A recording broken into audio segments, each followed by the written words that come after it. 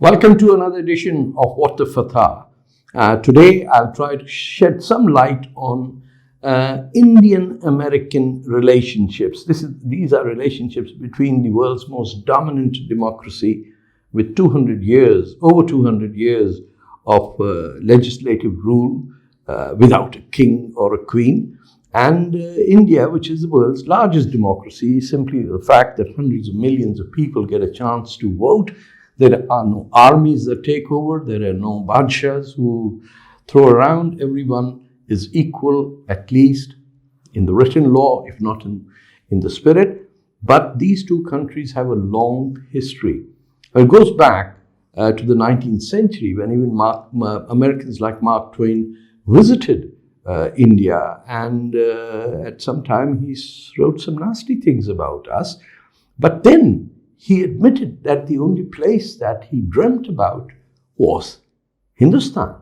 That says something. Maybe he loved the dosas over here, but certainly everyone who came here left with a very positive view, which was not the case with Britons, who almost always owned India but had a revulsion towards it. And this came forth just after the Second World War, when President Roosevelt insisted that Britain grant India independence, and Prime Minister Winston Churchill had an attitude, we really don't think you should interfere. But the Americans, being Americans, they did. Earlier than that, Vivekananda spoke in the late 19th century at the World Council of Churches, introduced the elites of the United States to Indian culture, to Hinduism, to, I would say, even Hindutva, to all aspects of Indian society and culture, and introduced yoga, by the way, to that. The fact that he came via Canada is just my brief grief that nobody recognizes that. But Vivekananda had introduced the United States to the United States what exactly India represented. And Americans actually fell in love with that. Another thing worth noting is that the first Indians who settled down in the United States were Punjabis settling down in the Sacramento Valley in California.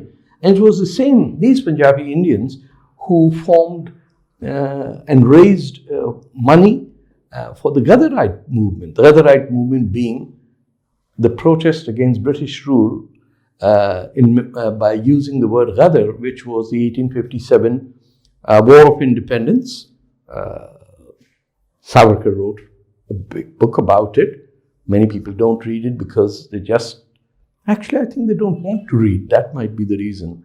But Savarkar wrote considerably about that war.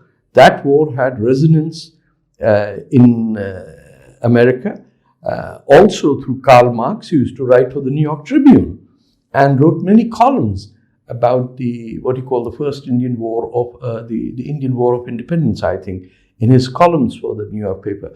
In fact, some say that it was the only money that Karl Marx earned legitimately and that kept him alive was through the American agency, but I should digress.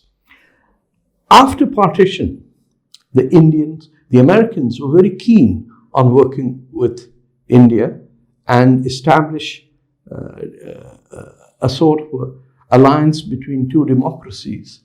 But lo and behold, India had its limbs cut off, and the British engineered the creation of Pakistan simply as a buffer state between the Soviet Union and the Republic of India, which had, not just in the Congress Party, but aside from that, a huge Communist Party of India, which had its own contribution to the Indian freedom movement.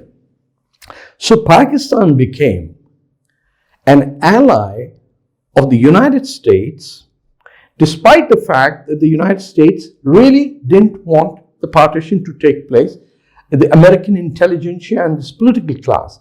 But Pakistan, being an Islamic state, with Iran and Turkey, became America's answer to undermine the Soviet Union through its underbelly in Asia. तो हिंदुस्तान तो अलग हो गया और पाकिस्तान, तुर्की और Iran जो है वो अमेरिका के दोस्त बन गए। इसी अमेरिकी पार्टनरशिप की वजह से फिर पेशावर के करीब बियारबेट एयरबेस बना, जहां से U-2 प्लेन्स उड़े and they were shot down over the Soviet union. Gary powers, अगर आपको नाम याद हो, he was the air force pilot.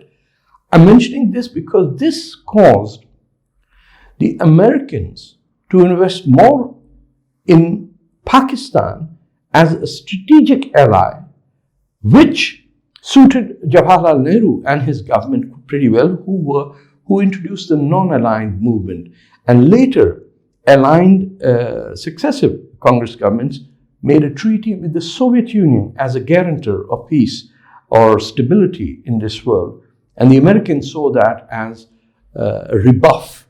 So when Pandit Jawaharlal Nehru visited America, I think in 49, it was considered to be a colossal disaster in diplomatic relations. Now, Nehru ji ke saath unke dost the Krishna Menon, who was a Marxist, a very pro-Soviet person, also responsible for, some say, the defeat of India in the 1962 war, because all these left-wingers thought that Hindi Chini bhai bhai kya hoga. But in the 62 war, America again came to the aid of India. And if my recollection is correct, it was said by the then Secretary of State that a defense of India is a defense of the United States. So India, even in 62, had a chance to build relations with the United States, but it fell apart. Because then you had the 1965 war, and the United States had to support Pakistan, who had committed war crimes by sending troops in civilian clothes to invade Jammu and Kashmir. So all these chances that these two democracies had always suffered because of Pakistan's role in undermining Indian interests. But you can't just blame Pakistan. The Indian interest in undermining America, or seeing America as a great evil empire, should also be remembered, because it was the leftists of India who welcomed Ayatollah Khomeini when he took hostages, American hostages in Tehran. So, दोस्ती होती है दो हाथों से जब दोनों एक दूसरे की रिस्पेक्ट करते हैं। ये नहीं हो सकता कि हिंदुस्तान दोस्ती चाहे अमेरिका से, लेकिन फ्रेंडशिप ट्रीटी करे USSR से। 71 की war was the lowest point in Indian-American relations, because the Americans threatened to send in the Sixth Fleet to help save Pakistan's occupation of Bangladesh, and yet India defeated the Pakistanis, 93,000 prisoners of war. None of the Sixth Fleet could come and rescue any of the war criminals that Pakistan had sent there, who had killed about 3 million Bangladeshis. And but still, there was goodwill there. And many of us remember George Harrison singing Bangladesh at that time in the United States.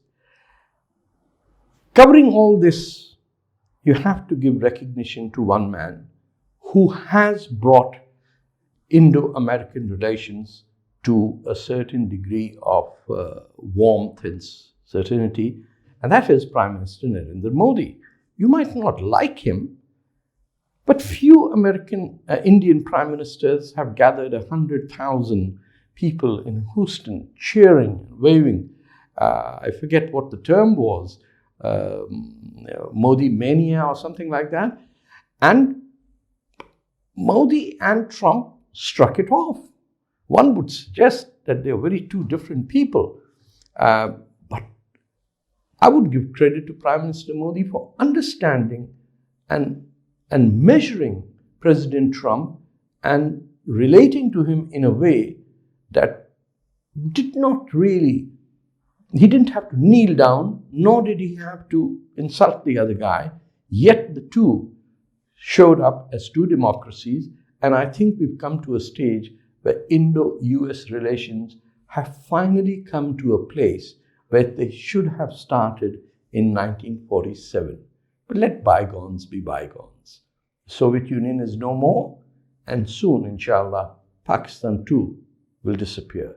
And that will be the true strength of two democracies in two hemispheres on two different continents, holding hand in hand and offering peace, democracy, liberty, and human rights to the rest of the world. Until next time, this is Tarek Fatah from What the Fatah. Take care. Jai Hind.